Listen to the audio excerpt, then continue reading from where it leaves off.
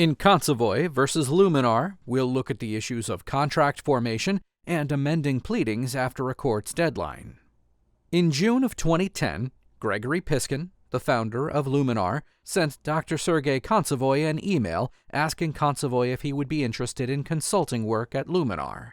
Piskin's email stated that LumenR would first show Kantsevoy new medical technology. If Kantsevoy was interested, then LumenR would pay Kantsevoy $500 per hour or $2,500 per day for his services. Piskin's email also stated that if Kantsevoy was excited about the technology, then LumenR could create an equity ownership package that could be lucrative in the future. Kantsevoy replied, quote, "Yes, I am interested," unquote, to Piskin's email. After Kantsevoy performed some consulting work for LumenR, Kantsevoy sued LumenR for breach of contract. Among other claims, Kantsevoy argued that the 2010 email exchange between Piskin and Kantsevoy created a binding contract, and that Kantsevoy wasn't paid in accordance with the terms set out in the contract.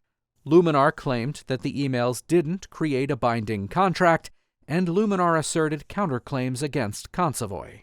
When LumenR asserted its counterclaims, it was aware of the core operative facts that LumenR needed to know to assert all its relevant counterclaims. The district court set a scheduling order that set various deadlines for the case. LumenR moved to amend its answer and counterclaims 6 months after the court's deadline. Kantsevoy opposed LumenR's motion and argued that LumenR didn't show good cause to amend the order after the deadline. LumenR argued that there was good cause because the relevant facts of the case weren't fully developed until after the discovery deadline had passed.